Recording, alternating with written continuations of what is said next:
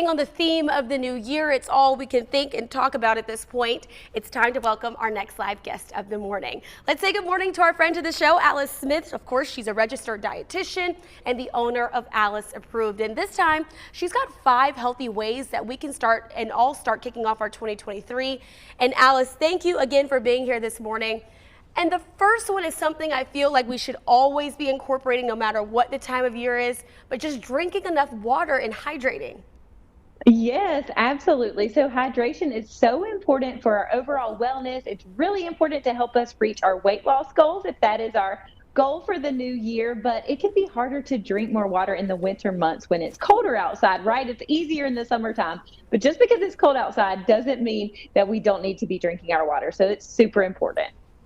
Absolutely. And honestly, it's one of those things where if you keep one of those big gallon ones or have those ones that keep a track of how much water you're drinking, I find that to be a lot easier throughout the day. Yes, that is so helpful. And the ultimate goal is half your body weight in ounces of water every day. And that can seem very intimidating. So if you know how many ounces that adds up to and you know where you are, you can have a game plan to get there. So I love having a huge water bottle with you and know how many ounces it holds and how many times you need to drink that during the day. All right, perfect, Alice. Well, we also know there's always been this term out there about eating real and whole foods versus eating fake or processed foods. Can you sort of expound on why we need to be hyper focused on this going into the new year?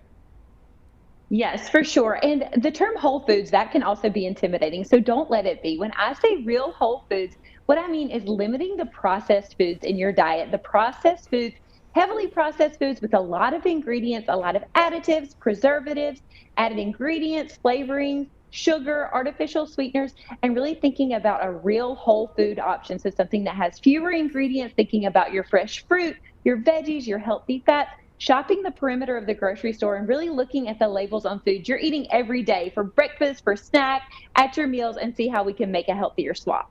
And Alice, one of those things that you just mentioned, sugars and artificial sweeteners, they a lot of times can have some hidden things that they can be hidden in things and we not even be aware of it.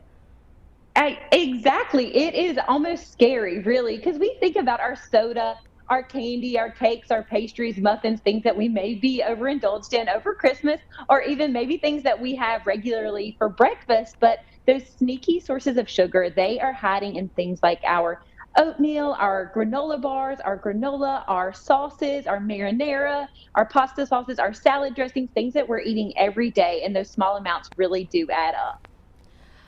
Right. And one of those things that we always can try to strive to do, I try to do this in every meal that I have, but incorporating more vegetables. So if it's breakfast, maybe having a fruit smoothie or just other ways, but including more vegetables in the diet is going to be important as well. Yes, this is, well, it's not number one. They're all number one. But if you can add more vegetables to your diet, it is so important. And just like you said, sneaking those in wherever you can. So if you can throw some spinach or kale in a smoothie, or if you can saute some peppers, onions, mushrooms, spinach with your eggs in the morning, if you can have veggies and hummus for a snack, add a salad or a side of vegetables to your lunch and dinner, it's going to make a huge difference in your overall health. And you're also going to have more food to eat. So I don't want you to feel deprived and not have enough food on your plate. I want you to feel good about the food you're eating and the amount you're eating, and adding lots of veggies is going to do that. And the color that they add is just impressive as well, because we eat halfway with our eyes as well. We like to see that color on our plates. Exactly. We like to see that color, and we also like to see the fullness on our plate. So the more food, the happier we are, and the more color, the more nutritious. Okay, number 5 on the list is my favorite that we've talked about so far this morning. And it's the one thing that makes me happier as well, Alice, getting just a lot more sleep at night. Yeah, so this is a non-nutrition related goal, but it is so important if you want to reach your wellness goals, if that is weight loss, weight management, reducing risk of chronic disease, managing any current conditions. Sleep is crucial. It is so underrated, and we think that we can just stay up late, get up early, but good quality sleep and enough sleep, really 7 to 9 hours is that sweet spot, is going to be so important, a great habit to really have going into the new year. And now's a great time to start because it's still dark really early. So you feel like it's later when it's, 8 or 9 o'clock. So getting in a good habit of getting enough good quality sleep is really going to enhance your overall health. And you're going to be able to tell a difference. All right. Well, thank you so much, Alice. You've done it right once again, letting us know those things that we need to be focused on. We really appreciate your time. And of course, if you at home enjoyed those tips as well, make sure to give her a follow on Instagram, or of course, check out that website as well. And we want to give you a quick look once again at that full list of reminders as well. So let's take a look here. Hydrate, real whole foods, less sugar/artificial sweeteners in your diet, more vegetables, and of course, getting enough